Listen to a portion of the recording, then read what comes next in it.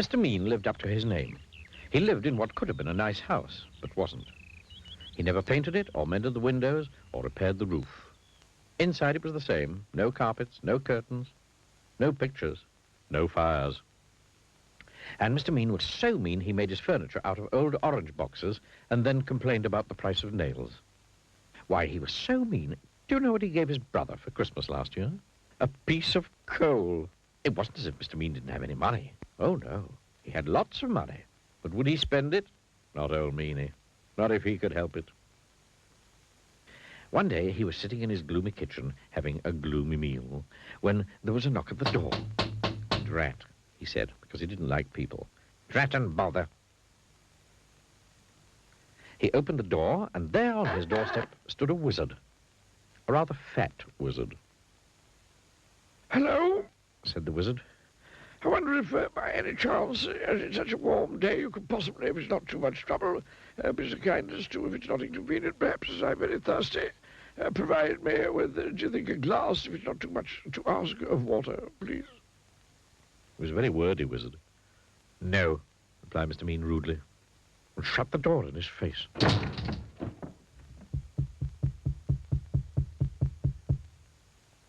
"How did you get in?"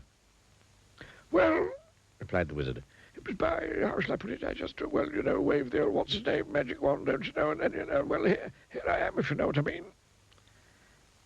"You must be very poor," he remarked kindly, looking round. "Oh, yes, I am," lied Mr. Mean. "Then perhaps I can help you," said the wizard, pulling up a box to sit down on. The box didn't move, so the wizard pulled it harder, and this time it did move. In fact, it tipped up and spilled Mr. Mean's money all over the floor.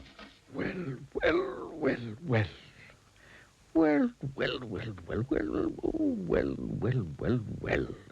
It would appear to me that you, sir, are an old meanie. Mr. Meanie didn't hear him. He was too busy scrabbling all over the floor trying to pick up his money. And meanies need to be taught a lesson. And so saying, he waved his magic wand. All the money turned into potatoes. Potatoes. "Oh, dear. Oh, dear me, please turn my money back into money. Oh, please, please, please." "Perhaps," replied the wizard, "but on the other hand, taking all things into account, by and large, things being what they are on the face of it, perhaps not. However," continued the wordy wizard, "if you make me a solemn promise never to be mean again, then I'll turn the potatoes back into money. But," he added sternly, "if you are ever mean again, then it's, how shall I put it, then it's potatoes for you, my lad, if not other vegetables as well." The following day, Mr. Mean decided to walk to town. He never took the bus, because that cost money. On the way, he met an old washerwoman carrying an enormous bundle of washing. "Oh, please, please, kind sir," he said.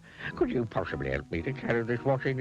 It's so heavy." "No," replied Mr. Mean. "It's your washing. You carry it." But as soon as he'd said that, he felt a tingling in his nose. Mr. Mean's nose turned into a carrot. "Oh, no," he gasped. The old washerwoman chuckled. And then Mr. Mean remembered the wizard's words. "Yes, oh yes," he cried in a panic. "Of course I'll help you, of course." And the carrot turned back into a nose, and off he went. The old washerwoman chuckled again, and turned back into the wizard. It had been him all along, you see.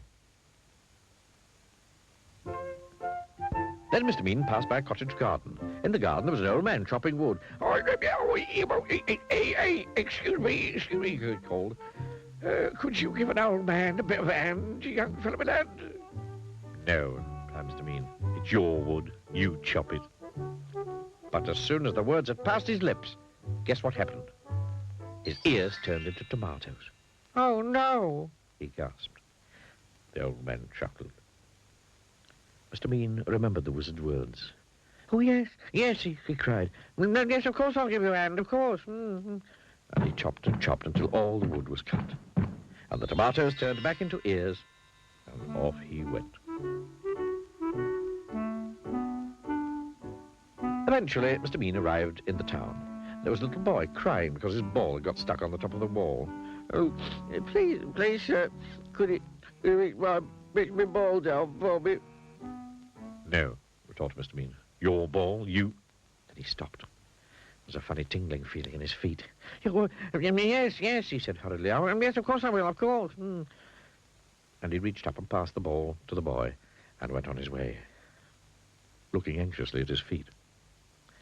The little boy stopped crying and turned into the wizard. I think, he said to himself, I think that Mr. Mean, by and large, is beginning, if I'm not very much mistaken, to be not quite so mean. And I think, although I could be wrong, although I never am, that he has, thank goodness, learned his lesson. And you know something? Mr. Mean had learned his lesson. Today, he's nothing like so mean as he used to be. And he doesn't keep his money in a box in the kitchen anymore. Today, his house is mended and painted and spick and span. And he's turned into quite a generous sort of fellow. Goodness, he's so generous. Do you know what he gave his brother last Christmas? 2 pieces of coal.